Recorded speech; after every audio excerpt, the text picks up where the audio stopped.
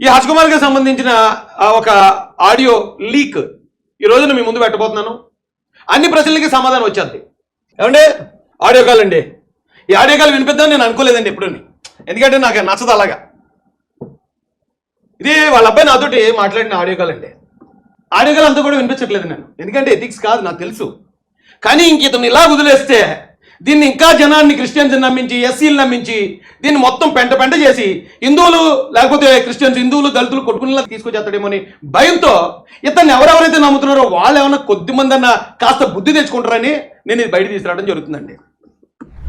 ఈ 28వ తారీఖు నేను ఏం చేశానంటే, ఆయన చనిపోయాడు, పోస్ట్ మార్టం అయిపోయింది, ఖననం కూడా అయిపోయింది, ఇంకా ఇది యాక్సిడెంట్ అనడానికి ఆధారాలు ఎందుకు రిలీజ్ చేయలేదని 28వ తారీఖు నేను కొవ్వూరు సిట్ ఆఫీసర్ దగ్గరికి వెళ్ళాను, డిఎస్పీ గారి దగ్గర. వీళ్ళు గట్టిగా మాట్లాడాను పోలీసుల్ని, ఎప్పుడు దాకా ఎందుకు రిలీజ్ చేయకపోవాలి, ఎందుకు మీరు డబుల్గా మాట్లాడుతున్నారు అది అని చాలా గట్టిగా, ఎందుకంటే బురద నేస్తున్నారు మమ్మల్ని పట్టుకుని. కరెక్ట్గా ఈ రోజు నాకు హర్ష్ కుమార్ గారు అబ్బాయి ఫోన్ చేశాడు. అసలు ఈయనింది చేశాడబ్బా అనుకున్నాను ఫస్ట్. అయితే దీని గురించి మాట్లాడతాను, నేను యాక్సిడెంట్ అని చెప్తుంటే నమ్మట్లేదు. పోను వేళ హత్య అంటారా, హత్య అయితే వీళ్ళకి తెలుస్తుంది కదా, హర్ష్ కుమార్ గారు వాళ్ళ అబ్బాయికి వాళ్ళకి తెలుస్తుంది కదా, సరే మా వాళ్ళకి చెప్పొచ్చు, వీళ్ళకి చూపించవచ్చు, ఆయన ఏం మాట్లాడాడనే ఉద్దేశంతో మాత్రమే రికార్డ్ చేసి, నేను మామూలుగా రికార్డ్ చేయను.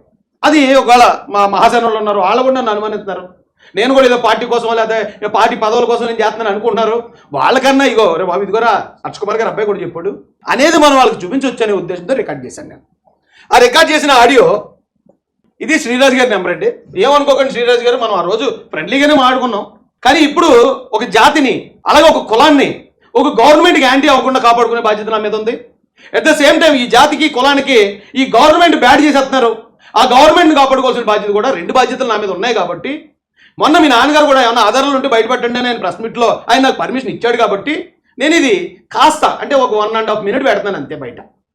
ఇది మీకు ఈ ఆధారం ఏంటంటే శ్రీరాజ్ గారు ఇక 3 మిస్డ్ కాల్స్ ఇప్పుడు ఇదిగో చూడండి, ఇక్కడ 28 మార్చ్ ఇక్కడ ఉంది చూడండి రికార్డింగ్. ఇదే రికార్డ్ చేశాను. ఇది ఎంతసేపు రికార్డ్ చేశాను, ఇది ఎంతసేపు అంటే రికార్డ్ అయింది అవుట్ గోయింగ్ కాల్ అంటే ఆయన నాకు మిస్డ్ కాల్ ఉంటే నేను మళ్ళీ తిరిగి చేశాను 6 నిమిషాల 2 సెకండ్లు, మార్చి 28. ఇది కనిపిస్తుంది కదండి. లేదు రాజేష్ చెప్పింది ఇది కరెక్ట్ కాదు, నాకు మొత్తం తినిపించాలి, నాకు ఫుల్ ఆధారం కావాలంటే మొత్తం రిలీజ్ చేస్తాను వాళ్ళు ఒప్పుకుంటే.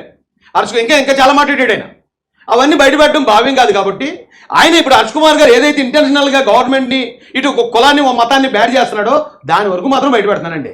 ఏమనుకోకండి సార్, రండి మీకు వినిపిస్తాను రండి. నిన్న డాడీకి మన డాక్టర్స్ ఫోన్ చేశారండి.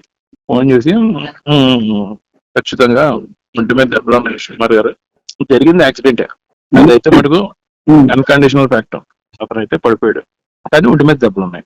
అంటే బహుశా ఎక్కడైనా హైదరాబాద్ శివార్లో కానీ విజయవాడలో కానీ కొట్టేదండి. చాలా జాగ్రత్త వినండి.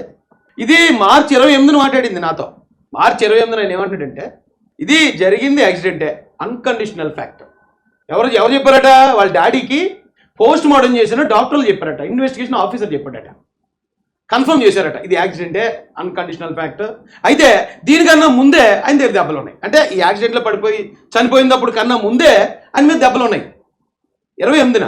అప్పుడు మనకు తెలియదు ఈయన ఇంకా కేసర దగ్గర పడిపోయాడు, చల్లకల దగ్గర పడిపోయాడు మనకు తెలియదు. కానీ ఆ రోజే పోస్ట్ మార్టం చేసిన డాక్టర్లు చెప్పారు అన్నమాట. అయ్యా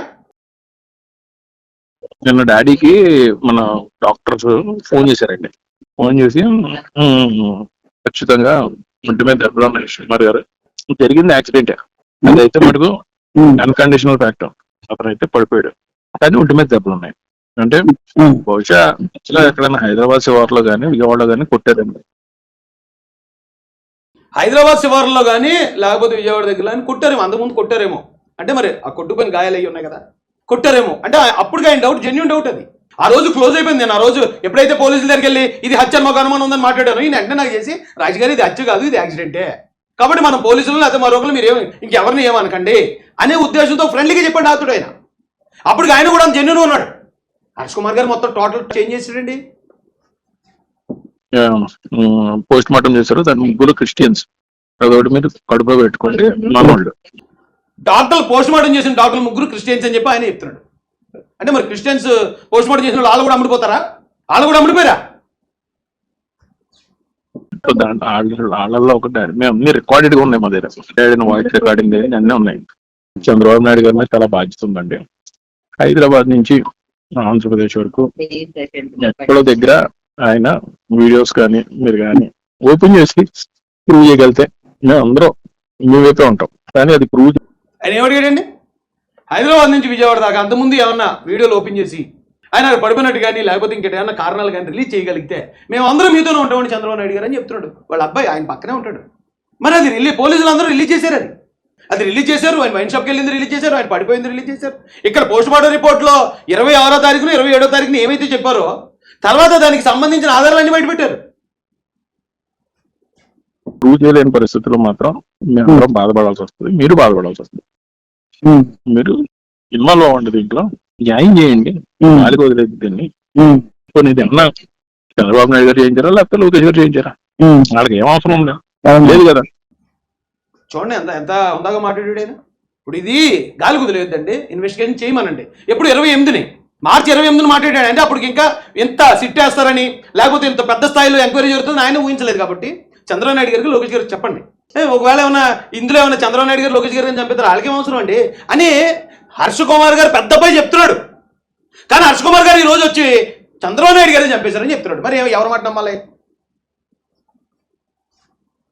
ఏమంటే నేను ఎదురుగా చెప్పేస్తున్నాను కదా, 100% 100% ఇన్వెస్టిగేషన్ ఆఫీసర్ నాన్నగారికి ఫోన్ చేసి ఎవరైతే పోస్ట్ మార్టం చేశారో ఆయన ఫోన్ చేసి 100% ఇది ఆయన ఒంటి మీద దెబ్బలు ఉన్నాయండి, అనుమానాస్పదంగా ఉన్నాయి, అతను ఎవరో కొట్టారు, దాంతోనే అఫ్ కోర్స్ ఇది డ్రంక్ అండ్ డ్రైవ్, ఇదంతా స్టమక్లో అఫ్ కోర్స్ ఇది డ్రంక్ అండ్ డ్రైవ్ ఎప్పుడు చెప్పారండి? మార్చి 28 చెప్పాడు ఆయన. నేనే బయటపెట్టలేదు ఇప్పుడు దాకా, నాకే అది అది కన్ఫర్మ్ అవ్వలేదు. అబ్బాయి ఆయన తాగడు కదా, ఆయన తాగాడు అంటారేటి, ఈయన హర్ష్ కుమార్ గారు అబ్బాయి కూడా తాగాడు అంటారేటి, అది పోస్ట్ మార్టంలో కనపడేటి రోమరేమో, అది రోమరేమో అనుకున్నాను. ఎప్పుడు 30వ తారీఖున ఎప్పుడో ఆ టానిక్ వైన్స్లోది ఆ ఫుటేజ్ వచ్చేదాకా అప్పటి నుంచి ఇప్పుడు దాకా నేనే మాట్లాడలేదు దాని గురించి. ఈయన 28వ తారీఖున చెప్పాడు డ్రంక్ అండ్ డ్రైవ్ అది.